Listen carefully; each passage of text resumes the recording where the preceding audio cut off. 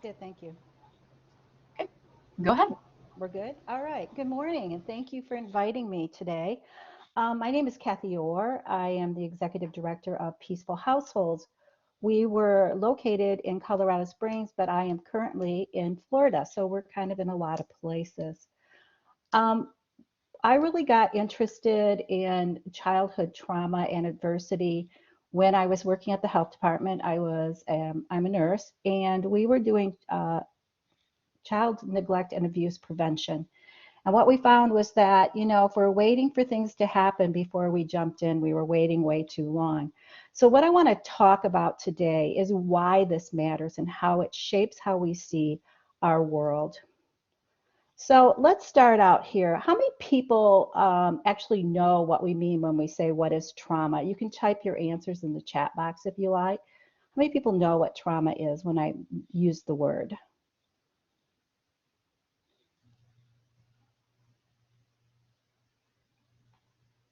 Okay. I'm not seeing anything come up.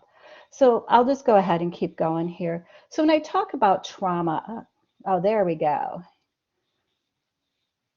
Right. It invokes negative emotion. That's right. And a lot of times, a lot of times when we used to talk about trauma in the past, we talked about it in terms of like physical trauma, like a car accident or you fell down and you broke your leg, something like that. But really, we know trauma is more than that. Trauma can occur and it can be a one time event or it can be a series of events, which causes you to have a physical, like this intense physical or psychological stress response, right? And that it really can impair your ability to function, to manage your emotions. It can impact you physically, socially, and spiritually. And so, a lot of times when we're talking about trauma, I'm talking more about traumatic experiences. And these can be anything from violence to abuse and neglect in our children, even things like war or natural disasters. So, trauma really, when we think about it in the terms of the three E's. And the three E's really means is that what is the event that occurred? Okay. It is what is that type of event? What was the timing? So, like, when did it happen in this child's life, which is important because we need to know what part of that child was developing at that point in time. And then the pattern, was this a one-time event or multiple times? How many times this child experienced this? And then when we talk about experience, we talk about the idea. This is the second E, and it's really what was your own personal response or your perception to what happened. Because when we think about it, we don't all perceive trauma the exact same way. What might be traumatizing to you might not be to me, right? Because not everybody is affected the exact same way. So we talked about what happened, and then we talked about what was your personal experience with that. And then the last D, when we talk about trauma, is we're thinking about the idea of the effects. Was this a long time effect? Did this continue to impact you for a long time? So when we look at it, where did a lot of this interest start? A lot of this interest started when we talked about the ACE study. This was the Adverse Childhood Experience Study. It's been around for a long time. It was started in the 90s. What it really was is that it was a population based study that was conducted by the CDC, the Center for Disease Control and Prevention, and Kaiser Permanente. And really, what they were interested in finding out, and the two researchers were Dr. Robert Anda, he was with the CDC, and Dr. Vincent Felitti, who was with Kaiser Permanente. And really, what they were trying to do was build that correlation or make that connection between what happened in your childhood and how it impacted your outcomes in life, especially around your health, your mental health. And also, we know that those things can impact your overall social well being. And so, really, it was a great study because it did kind of look at how to build that correlation. But I want you to understand that this study had a lot of limitations. First of all, because it was a study, they had to identify what they were going to call childhood experiences. So they only named 10. We know that there can be a lot more adversity other than these 10 things that they identified. But once again, when you do a study, you have to put limits out there. The other thing was is all they did was look at what event might have occurred for these children or on them before you were 18 years old is actually how they set it up. This did not take into effect the type of event. It did not take in, other than the type of event, I'm sorry, that's the only thing it looked at. It did not look at the timing of the event, nor did it look at how long it lasted. And they didn't also look at what else was going on in the environment. Like, were there other people around that could maybe help you manage that situation? So there was the limitations of that study. But really how they did this was they decided to work with Kaiser because they could put 17,000 people into this study and they could follow them through their claims data. So when somebody came to the clinic, they were able to see why you were there, what was your medical problems, what types of medications you were getting, and if and when you died, they knew what was the morbidity, what was the cause of that death. Because that was part of what they were trying to say. They're trying to say something happened in your childhood that was causing you to have these poor outcomes. The thing is then they had to identify what they meant by adversity. And what they did was they used 3 different types of thought. What they did was they asked 2 questions about neglect. So they asked you a question if you experienced emotional neglect or physical neglect. They asked about abuse. So they asked a question about emotional abuse, physical abuse, sexual abuse. And then they did another section of questions on which they called household dysfunction. And this was substance abuse in the home.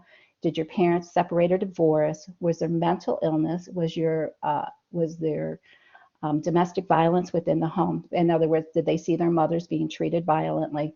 And was there a member of their family incarcerated? And basically all people did was they just read these questions and they simply answered yes or no. And at the end of these questionnaires, what they did was they counted up how many times they said yes. And that became your A score. So if you had none of these things happen, then your A score was 0. And if you had all of these things happen, then your A score was 10. Once again, they had to build a hypothesis to try and prove that your childhood mattered. And this was how they did it. They were really quite amazed when they saw the outcomes of this. This was not what I trained with Rob Anda, and Rob Anda said that this was astonishing to them because they never thought they'd see this high a percentage rate. This was the original data out of the study from the 1990s in San Diego, California. And if you think about who was living there then, these were people who were predominantly white, college educated, middle class, upper middle class individuals. So you can see when you think about this that 28% of these individuals were reporting something like physical abuse as a child, or 21% sexual abuse. Those are really high numbers. And really what it boiled down to was that 60% of the people taking the survey said yes at least one time.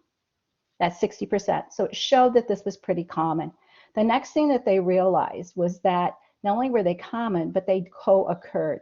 So if you answered yes one time on this questionnaire, you had an 87% chance of answering yes at least one or more times. So they're very common and they co-occurred.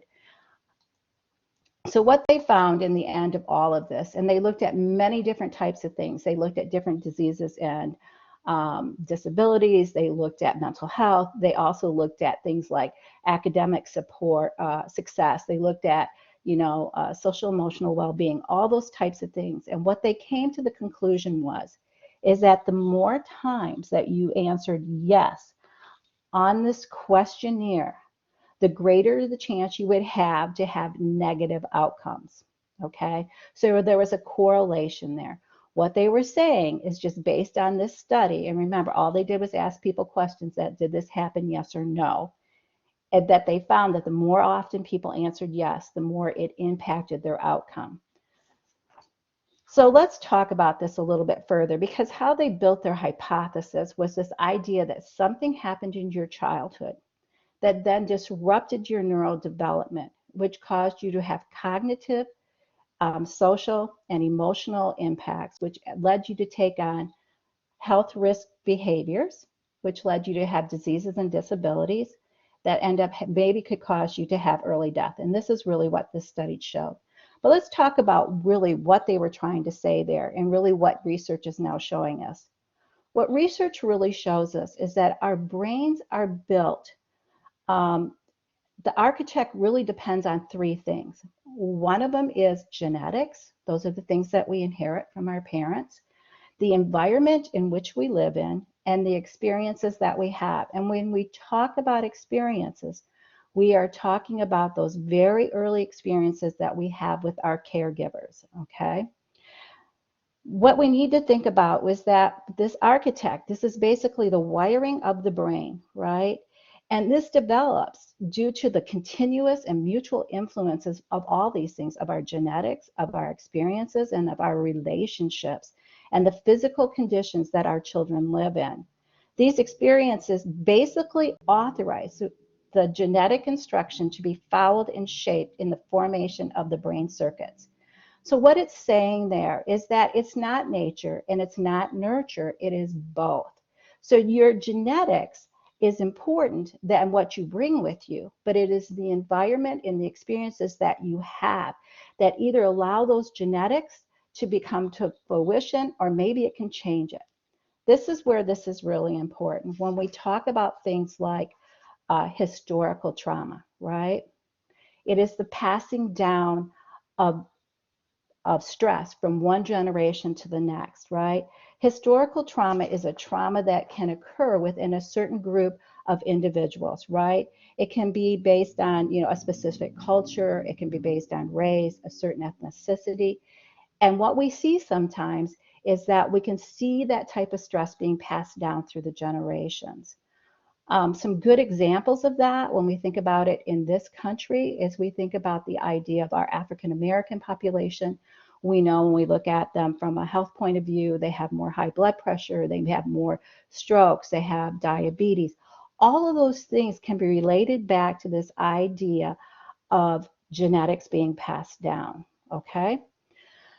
So when we think about it, there's many reasons why we may view the world we view it, but a lot of it comes down to these really early experiences. So it's not just one thing, it's just not those genetics that we get, but it also is based on those environments and those experiences.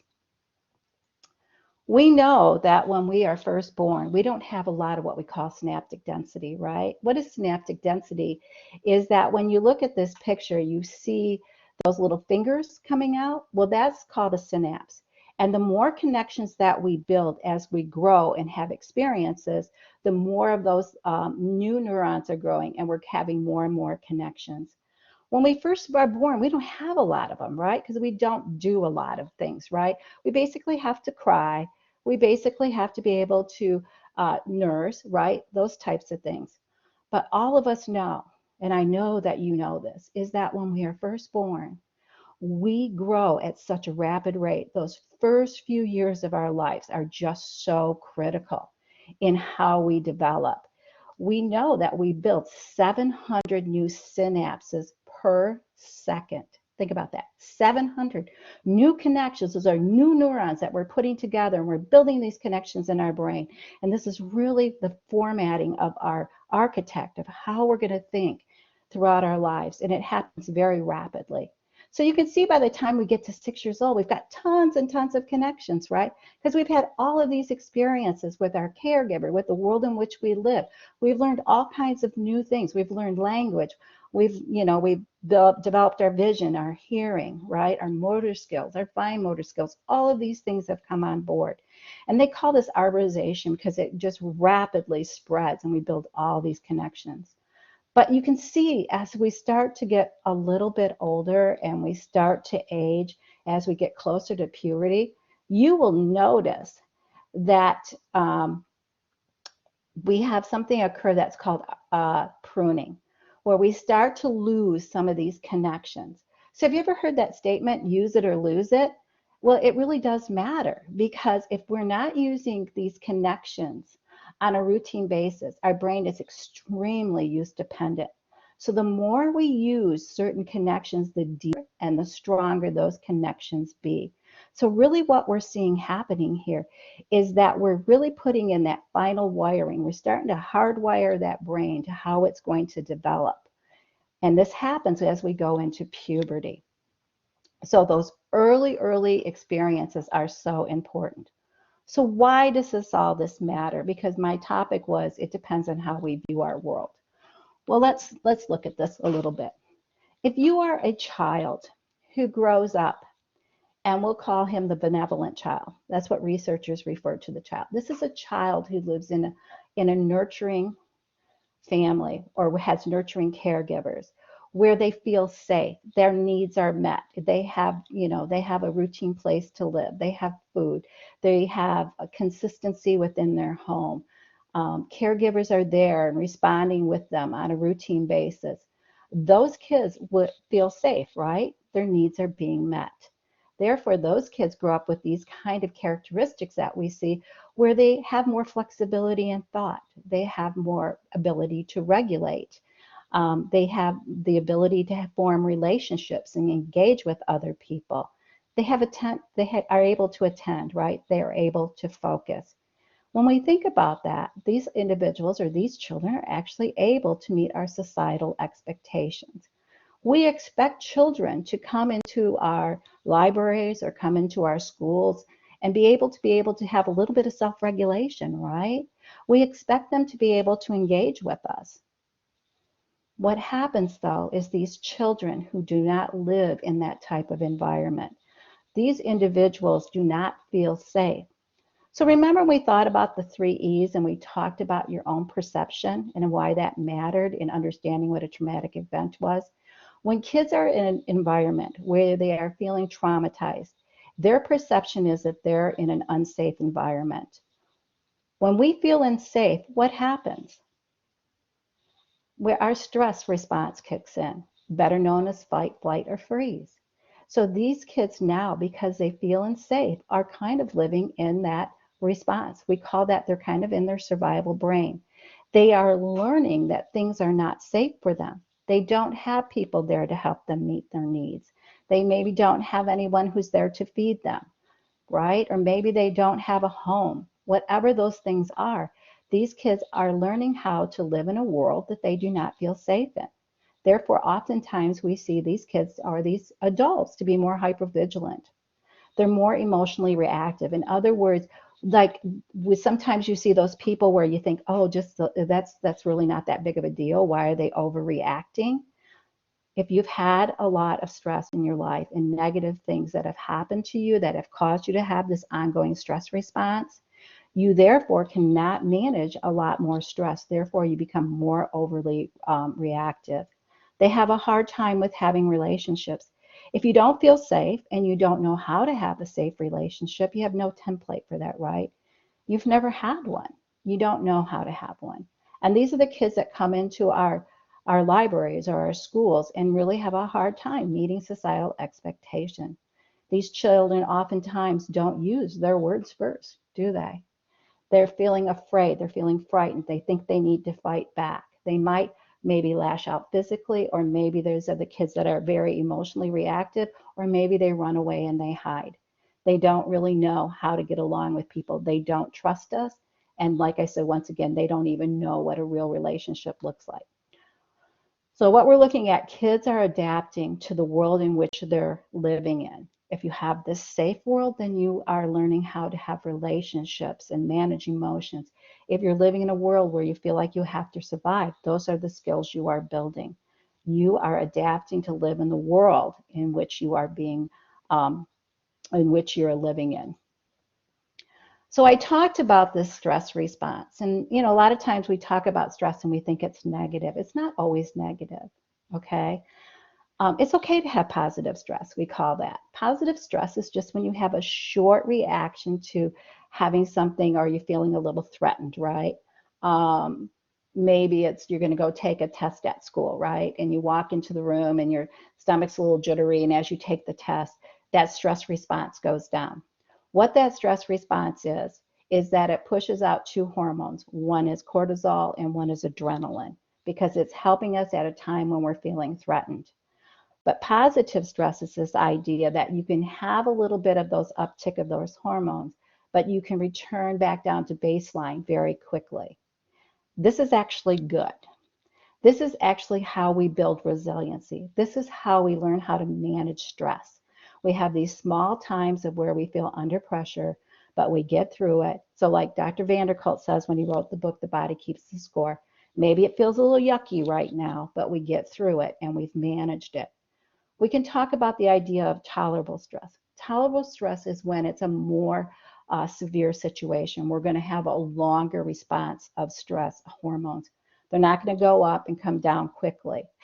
Maybe this is something like a death in a family where it's going to take you a longer period of time to get through this stress response. This is when the people around us matter. This is when children, or we even as adults, need those people around us who can help us during this time of stress. We call that buffering.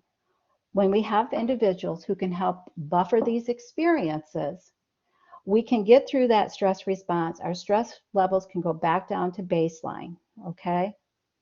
The one that we're worried about, and when we talk about traumatic effects, and we're talking about how this is really going to change how we view our world, we're talking about toxic stress.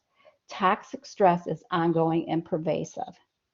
It is in the lack of having any adult or anyone there to help you buffer that experience. This is the difference. The difference is there's no one to help you there to learn how to manage that type of response.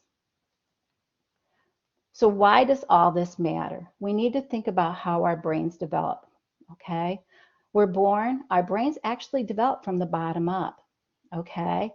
So when we talked about the timing of the event, it really matters because where the impact can be on these traumatic effects and how what we see in individuals or children who have had trauma, it really depends on what was the sensitive and critical thing that was growing within that brain at that time. Lower levels of the brain, when we talk like brainstem, that stuff is really pretty much done when we're in utero, and then we have a little bit of growth in early infancy. We come up and we hit this area of the brain called the cerebellum, right? That big brown thing on the right-hand side of the screen. When you look at that, that's really important. This is where we learn, this is where we get the ability to pay attention, have our proprioception, which means we understand we're in space and place. This also regulates our dopamine and our norepinephrine, and it also is responsible, they feel, like for some of our more serious mental illnesses like borderline personality disorder, schizophrenia, and also major depression. So when you think about this, this is going to really grow very early. It actually matures in childhood. See, so now you're thinking about, well, what maybe happened at a time when this is sensitive, and you think about how this could impact a child. Well, if it interferes with their ability to pay attention, sometimes what we see in trauma looks like a lot like ADHD, okay? You can have this lack of ability to pay attention. As you go up, we get into this area where this is called the amygdala and the hippocampus. That is our limbic system. That is where we get our emotional control from, okay? The amygdala is kind of like the smoke detector of the brain. It is the first thing that senses threat. We get input from our senses, right? From hearing, vision, all those types of things. And it comes up into the brain and it's filtered up to this area. And the amygdala, if it thinks we're having something that's threatening occurring, it sends out the alarm. It is what tells the body to get ready for stress. So this is where the release of the hormones occur. This is unconscious. We have no control over this. This is an automatic response. The hippocampus, the second part, stores memories, and it's supposed to help us to understand what a threat is.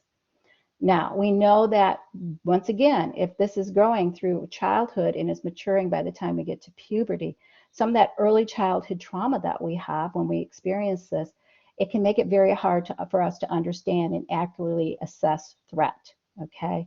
We know this can be impacted. We can actually see less growth in the hippocampus. So just think about it this way. Depending on what's happening here, maybe you don't have the ability to truly understand stress. Now, some of these things we don't see immediately when they happen, correct? If you're a 2-year-old and you can't self-regulate, right, that doesn't mean a whole lot. But if you're 20 years old and you don't understand what stress is, so maybe somebody maybe serves you the wrong meal in a restaurant and you throw it on the floor and you yell and holler, what am I seeing here? I'm seeing that maybe that part of the brain had been impacted. It lacks the ability to truly judge what a threat is, and it lacks the ability to get up here into the prefrontal cortex and actually help us regulate our emotions and to tell us, like, to control that impulse to throw things on the floor. What is really important to understand is all of the things is the brain develops from the bottom up, and all of development depends on what happens before it. So if you have some impact in certain areas of the brain, it is going to impact how that brain is going to wire, okay? The last part of the brain I want, well, there's another part here. There's the boy, I'm having a hard time here today, keeping track of what I'm saying here. The corpus callosum. The corpus callosum is what connects the right and left side of the brain. Okay, and they have two different functions. One is the right side of the brain is more experiential, so that's where we store memories around sound and touch. If you could see me, I talk with my hands a lot and I smile and I have a lot of facial expression. That's what the right side of the brain reads. That's what's important. The left side of the brain is more experiential. I'm sorry, more analytical. So it puts together things like numbers and sequencing and linguistics and things like that. What can happen here is that you can have some changes in how the communication occurs between the right and left side of the brain. What happens is those connections in that corpus callosum can lack something called myelination. We actually put back and forth electrical communication, and so we need this myelin to make sure that it connects correctly. And the last part of the brain, like I said, is this part up on top. It's our cortex. This is where we get that filtering of all these things, all these connections, so we can make sense of our world. And that's where we get that thing called executive function. Executive function is the part of the brain that helps us with impulse control. It helps us plan goals. It helps us understand like how to control our emotions. It helps us with things like planning and organization. So if you're thinking about it, and we're thinking about how our brain is working and how trauma can impact how we see the world, a lot of it is due to what part of the brain is impacted and what we're going to see as we grow. So what do we want to do with all of this? We really want to think about changing the question from what's wrong with you to what happened to you. When we think about this, many times people come and see us, come into our businesses, our neighbors, the people in the grocery stores. What happens is that sometimes these people maybe are emotionally reactive, right? They come in and they want you to help them with something, and maybe you just can't do it at that moment, and they get very angry and they get very upset, right? And we think to ourselves, wow, what's wrong with this person? Why can't they self-regulate, right? The thing is they didn't grow up in an environment or in a world where they felt safe. So therefore, what starts to happen is you can see that we start to judge them from our lenses, right? But it's not because they're doing anything wrong. It's because of what happened to them previously, right? That their brain didn't connect up, that they didn't build these connections and have this ability to self-regulate and meet societal expectations. So it really helps us think about this from a different point of view. When we look at people who come in and aren't meeting our expectations, we can change how we view them from thinking about them as something is wrong with them to maybe what has happened to them. And for those of us who may have had our own trauma, and there's many of us because we know from the ACE study at least 60% of the people have had some sort of trauma, that we need to start thinking out from the point of view, it wasn't anything that we did. It wasn't anything that was wrong with us. It's just what happened to us. A child who's been abused or sexually abused oftentimes thinks that they're the person who, deserved that. And they did not. They did not deserve what happened to them. There was nothing wrong with them. Those parents who come in who struggle because maybe they didn't have their own good childhood. Remember, we learn how to parent based on the world we lived in. So it's not what's wrong with them, it's what's happened to them. And if we can change how we view people, we can start to look at how maybe we can build in those supports, right? We really want to remove that shame and blame. Okay. So it impacts our ability to learn, right? So if your brain's on fire and you're kind of stuck in that emotional response, right? Because that's kind of what we see with people with trauma. They can't get up to that cortex. We need to be in a calm state and be able to get up to our cortex to actually learn. That's very difficult for kids who have had trauma because they might be really stuck in that emotional part of their brain. What do we know? We know that they are more apt to fail grades in school if they have 4 or more ACEs. We also know that they do poor on standardized testing. We also know that they are often put into special education, a lot of times around language, which would make sense because that is what's really in those early years of development. Those first years are so important. We also know that they get suspended or expelled more, probably because of behaviors, if you think about it. If children have not learned the skills they need, right, at home, and they don't feel safe, and they don't know how to control their impulses, right, and they come to school, and we have all these societal expectations that they're supposed to sit still, they're supposed to use their words first, all those types of things. These children do not have the capacity to do that because they're viewing this world as unsafe. Therefore, what happens is they do get expelled more from school, and they do get suspended from school more. There was a lady in Pierce County, Washington, who did a study where she went in and did a survey of young children in juvenile detention, right? These were kids that had been locked up because of criminal behavior. And what she did was she did just a quick ACE study on them, just kind of see how many ACEs they had and where they fell. And what she found was that the kids who had the higher ACE scores had been suspended or expelled from school but first time by second grade at about 83%. So there's this huge correlation between failure in school because of either your inability to learn or to manage your behavior, and then being put on that pathway to prison. And let's even face it, poverty, because if you can't manage yourself and you can't have academic success, it's very hard to have a job, and it's very hard to achieve financial stability. Once again, this is very difficult for people who view the world from the lens of everyone is unsafe. They don't know how to have relationships. They don't know how to get along with people because they've lacked those skills. It's not because they don't want to. It is just that that's what their world is, and that's how they put together the things that they need to keep themselves safe, right? So really what we're talking a lot about, and what you're going to see, is these individuals who actually cannot have relationships. And this really comes down to something really basic. What are those things we do very early in life? Is that we learn how to have attachment to our adults, right, in our lives, those caregivers, right? This is that biological capacity to form, attachments. It actually goes through all these early relationships that we have. This is what actually allows us to be able to have these relationships. So when we think about it, and you're trying to look at why individuals might come in and have the behaviors that they have, it's because they lack the capacity to actually form a relationship because of the impact of the early trauma it has on attachment. So I'm going to go back for a second. So this is why, if you're going to think about it from a point of view of what you can do with your clients or the kids that come in to see you, the most important thing you can do besides making the environment safe, and that's thinking about what are those things to help kids feel safe, having good lighting, having clean facilities, having clear rules and expectations, things like that. But the other thing is that once you can start to have them feel somewhat safe with you, it is building that relationship with them. That relationship is huge. Relationship in itself is healing, okay?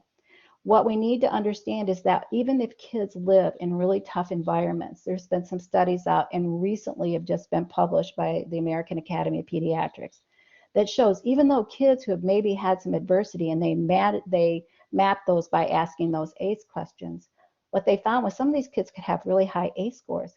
But if they had a good relationship with their parents, and they measured that through some other things like could they maintain their focus, could they manage their emotions? Once again, they were looking at how well was that brain wired, and could they get up to that cortex of the brain. What they found was that these kids were doing okay. They were doing pretty good. What they found was that some of these kids who had had no adversity in their childhood but had really poor relational health weren't doing as good as those children were. So there is a lot to be said about the ability to build relationships with these individuals. Relationships, really, you talk about safety, you got to get them to start feeling safe, but it is that relationship, and they both go together, right? So when you think about it, you have to have safety to build the relationship, but the relationship itself will build safety. Was there a question? I thought I saw something pop up. A question from Amy, I think, to the entire group. Does everyone know what an ACE score is? An ACE score is a tally of different types of abuse, neglect, and other adverse childhood experiences. A higher score indicates a higher risk for health problems later in life. That was Yeah. covered in some of the earlier slides. We'll go Yes. ahead and share a link to where you can access the slides for this presentation in case you came in a bit later and missed that part. Thank you. Right. And remember, I want you to not get too hung up on the idea of ACE scores, because once again, it doesn't tell us everything that's truly important. It is what even Dr. Anda, who did the study, says about ACE scores is that it's just a good way for us to realize the importance of why our history matters. It's a good way to form some common language, and it's a good way to build empathy and healing. But once again, like I was just saying, the ACE score within itself, there's a lot of other things that matter. And so I really want people to understand that even though you have ACEs, it is not your destiny. There are many other things that come into play. It is, what is that relational health? What is going on within that home? What are the things that we can do outside of that home to help that child build that resiliency so that they can manage stress? Because really, a lot of times when we look at the ACE study, it's really a lot of doom and gloom.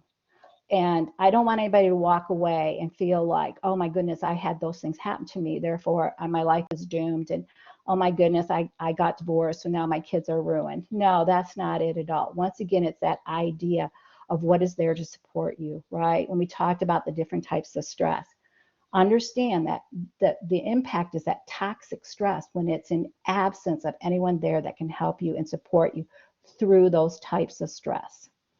Okay. So what does it mean to be trauma informed? It really just means that we realize that it is common, that we can recognize it when we see it. So what does that mean? Well, if somebody comes in and you're trying to help them and they get really emotionally explosive, they might have had a past history of trauma. Remember that once you've had this overactivated stress response system, the littlest bit of stress can actually be that, you see those people like it's just like one more thing and it throws them off the edge. That's what you might be seeing, right? You also might see people who cannot organize very well. You can build a lot of plans. I'm a nurse. I used to do family plans all the time. And we'd give way too much information. They don't know how to organize. They don't know how to plan, so they could never be successful. So just recognizing what you see. It's not lack of them trying. It might be just that they don't have the skills that they need to complete what we're asking of them. We need to recognize all these things so that we realize how not to re-traumatize people, right? If they come in and see us and they're really dysregulated and we tell them to calm down, that doesn't work at all, right? Because if you're telling me to calm down and I'm already emotional, you have just discounted me. You've told me my emotions don't matter, and I'm just going to keep escalating. So it's understanding what we can do to prevent re-traumatization and then realizing how we can respond. I want to just put this up here because I know you guys work in big agencies and things like that, but these are really the keys when we think about it to what is trauma-informed approach. Once again, it's safety, safety, safety. It's physical safety, it's emotional safety, it is actually that spiritual, cultural, historical, all those things that are being considered so that individual can feel safe. How do we build a lot of that emotional safety? It's through things like we are trustworthy and we are transparent. We say what we mean what we say. If we're going to do something, we do it. We are very clear about what our expectations are. That's rules. That's why when we work with schools, we say, have your school rules. Have kids understand what we are asking from them, what our expectations are. Peer support, anytime that we can offer that, that's really helpful, because what it is that, it's this mutuality, right? It's being able to use, to share our shared experiences, right? And that this helps kids actually, or individuals actually, start to look at some hope, like, oh, this person looks like they're doing pretty good. Oh, they've done this. Oh, it's the mutual peer support is really important. Collaboration, we always do things with people, not for them. We have this idea of shared power, that no one has more control than anyone else. Empowerment, we always give people choice. It is important. What is important to me might not be important to you. From my lens, my world, this is what I see and this is what I think is important. from your world, your lens, that doesn't matter at all. That is really hard to understand. We need to learn how to meet people where they're at. Because remember, they're not going to view things the same way. What we think is important might not be important at all. And then once again, the historical and gender type issues. We need to be able, once again, to meet people where they're at. We need to celebrate people for who they are. So many times we look at what is wrong with individuals. We always tend to tell children what they're doing wrong. Really, what we need to do is catch them doing something right, celebrate their successes, have some joy, right? So many of these kids just don't have any joy in their life. Have some fun, right? The last thing I wanted to talk a little bit about is that when you're looking at system-wide, we need to look at those policies and procedures and practices that take into account that people don't see things the same way we are. They're not coming in with the same neurotypical type reactions that we are, because once again, it depends on what world they grew up in and how they're viewing it. We want to make sure we have that safe environment. Think about how your rooms are set up, right? People can't sit back to back when they don't feel safe. Those things are important, and make sure your programs are set up to meet people where they're at. Once again, just a quick list. I know I saw somebody who was going to do some more on resiliency and those types of things. But once again, it's just being there. It's helping people. It's helping them make sense. It's helping buffer those activities. It's helping kids feel like they matter, like they belong. So many times when I work with kids, they don't think they're worth anything. They don't think they have value. What can we help them learn? What are those skills we can help them learn? How can we help them do self-regulation? All of these things are really important. Just remember it this way. A lot of these kids have no hope. They feel absolutely hopeless. So I don't know where we are on time, but I wanted to kind of end here quickly. Is there any other questions, comments, ideas? You've got at least a couple of minutes. We tend to stop at 45 minutes for the presentations, but we can stay a couple more minutes if you guys have questions. Okay, Alicia says we have 7 minutes. Excellent. Oh, so goodness. If you've got questions or comments, please open the chat bubble, click on that purple arrow at the lower right-hand corner of the screen, then click the chat bubble to type in any questions, comments. Well, what are people seeing? Maybe you can tell me what you're seeing. I'm always interested in just seeing, when people come to this and I'm talking about a worldview, I mean, what are you seeing? Yeah, for 33 years, foster care, right? Those kids, I mean, God bless your parents. With foster care, the problem with a lot of our foster care kids is just the way the system is designed. For those of you who don't understand the system, when you think about kids being brought in and out of the system and constant change, those kids really, to help them build a safe environment. What builds a safe environment? Think about it. It's schedules, it's routines, it's consistency, it is predictability in the environment. So if we're not offering those things to those kids, how are they ever going to feel safe? And that's one of the things when you think about it, what can you do as a person? You can be predictable. Have those routines. Thank you, Brooke.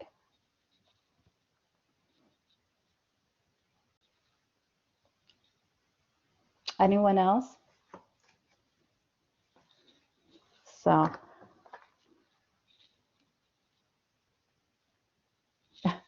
they're retired now, but great parents. Yeah, I bet you they're exhausted at some point too. There's so many kids out there that are hurting right now, and foster care is one of those things we see. The other thing you'll see a lot of, especially since COVID, have you guys seen kids that seem having more difficulty with self-regulation? Yeah, thank you, Amy. I will tell you, since COVID, seeing how we got a second here, kids are more dysregulated. Part of it was because of the interruption of that schedule, which helps them feel safe, right? Because it's a predictability of environment. There's also actually concern over the amount of screen use that we're using. We're finding that screen use can be very difficult for people to maintain regulations. Yeah, we all do, because what has happened is that wherever we started in COVID, right?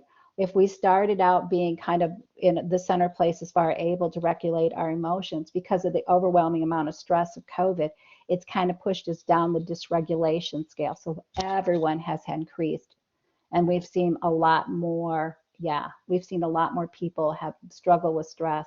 Think about it. How many decisions did you make in a day during COVID versus when it wasn't COVID, right? So it was all the stress of never knowing what was going to happen. What decisions do I have to make today? Whether there are changes in my environment. Yeah. Oh my goodness. Yes, yes, yes. Reclusiveness. Yes. Kids have lost their ability to connect. And that was already being impacted part of the way because the way our society has embraced social media and so many kids already being somewhat reclusive. You know, kids just really don't meet face to face anymore. Yep. Yep. It's really been disruptive. And so much of that too, like I said, it's just we need to get these routines. And some of it is just to slow down. Oh my goodness, I spend a lot of time in preschools and daycares, and you're exactly right. Once again, I'm going to tell you, I think a lot of things happened there. Some of it was, you know, parents were forced in, and I did it myself. I had 5 grandkids that I homeschooled. My husband and I did that. And what happened is so many times these kids were just on the screen, right? And the screen is not very regulating, right? Because what kids end up doing is that it almost makes them to where they can't focus on anything but the screen, and you take the screen away from them and they're not getting what we call the dopamine hit. And so then they have a hard time. So what would we do with these kids? Not only were they on for school, but because we didn't have appropriate daycare, they couldn't play with their friends, they couldn't get out in the environment. They were doing everything online, which was causing them almost become more attention deficit. It's fascinating. There's been a lot of going on with that. So COVID's caused a lot of different things to come to the forefront. Anyone else? Let me go ahead and read Adele's question out loud. Okay. How does anyone who runs teen programming approach getting teens who are new to events and are very distant, avoidant, to feel part of the group in a way that isn't too stressful for them? So a lot of that goes with Dr. Bruce Perry does a lot of good work on that. And you can read his book. It was called The Boy Was Raised as a Dog. I put that in my book list. What times he talks a lot about, especially kids who have a lot of trauma, who don't feel like they want to be inclusive. Sometimes what it is allowing them the time to come to you, right? Setting up an environment where they can kind of walk in and they can choose how much they want to engage. It's like kids at story time. Do they want to sit a half a seat behind everybody else? That's okay until they start to feel safe. The thing that we can do as adults is kind of check in with them and just kind of, hey, are you doing okay? Is there anything I can get you? And the more consistent we can be, the more safe they're going to feel. I'm sorry, I'm going to grab a drink. All right, while you're taking a drink, comment from Elizabeth. I have a lot of kids in my story hour who are very shy and reserved. They are just now starting to come out of their shells and interact with each other, and it makes my heart so happy. And it does. That's what you got to do. It's time. It is time. It is giving them the safe environment so that they can start being able to interact. And safe, you know, feeling safe doesn't come overnight. And like you've probably done, and it sounds like it, by giving them time, you've given them the space to understand, you know, that you are a safe person, that they can interact as much as they want. Once again, sometimes what I do is I put in some physical movement. Bruce Perry does this with his kids a lot of times when he's working with them. He just puts out like color crayons and paper. Coloring and is a repetition. It's repetitious and it's patterned, which is very calming to the limbic system. So sometimes if we can understand what helps calm that fear down, that those things can actually help. So sometimes you put out like color crayons, they can color. Maybe it's having out those things that the children like that they come in and engage with. Maybe it's doing a little, you know, a little movement activity where kids maybe wiggle and stretch and then they sit down. Some of that can actually help with the feeling of safety and help our kids be able to get to that point where they can actually learn and engage. Well, thank you again, Kathy, so very much, for your presentation. We're at time now. We need to prepare for the next group. But also thank you to all our participants for the wonderful discussion. So if you need a copy of Kathy's slides, you can find it in the Google Drive link that I just added in the chat. And we hope you stick around for more great presentations for the Kayak Conference. Thank you so much.